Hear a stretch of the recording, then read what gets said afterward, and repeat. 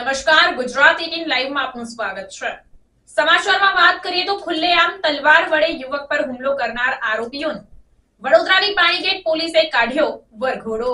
વડોદરા શહેરના પાણીગેટ વિસ્તારમાં આવેલા કહાર મહોલ્લામાં રહેતા હિતેશભાઈ રાજારામ કહારે પાણીગેટ પોલીસ સ્ટેશનમાં ફરિયાદ નોંધાવી, જેને લઈ આરોપીની અટકાયત કરવામાં આવી।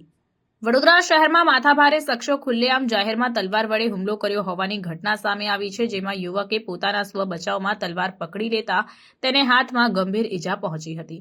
ત્યારે આ મામલે પોલીસે ગુનો નોંધી હુમલાખોરોને ઝડપી પાડ્યા હતા અને તમામ આરોપીઓનો પાણીગેટ પોલીસ સ્ટેશનની ટીમ દ્વારા વરઘોડો કાઢવામાં આવ્યો હતો।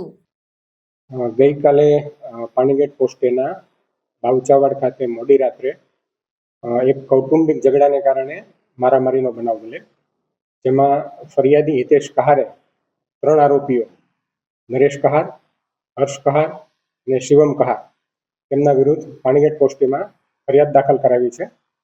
જેમાં મારામારીના બનાવમાં ચપ્પુ અને તલવારનો પણ ઉપયોગ થયેલો। 3 આરોપીઓને અત્યારે અટક કરી લેવામાં આવેલ છે। 3 આરોપીઓ મારામારીના લગતા ગુનાહિત ભૂતકાળ ધરાવે છે। આરોપી જે છે શું કારણથી ઝઘડો મારામારી કરી છે? જૂનો ઝઘડો છે, કૌટુંબિક કારણસર આ ઝઘડો થયેલો છે।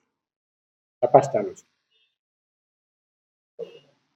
સર, આમાં કૌટુંબિક કારણ એટલે કંઈક થયું જે તે સમયે ઝઘડો થયો એની પહેલા કોઈ થયું હતું? કલાક પહેલા ના, એવું કોઈ હજી તપાસ ચાલુ છે, હજુ કોઈ જાહેર થયું જાણવા એવું મળ્યું છે કે છેડતી કરી હતી કે એવું કશું થયું હતું ત્યારે પ્રસંગ હતો? ના, એવો કોઈ બનાવ હજુ ધ્યાનમાં આવેલ નથી, તપાસ ચાલુ છે।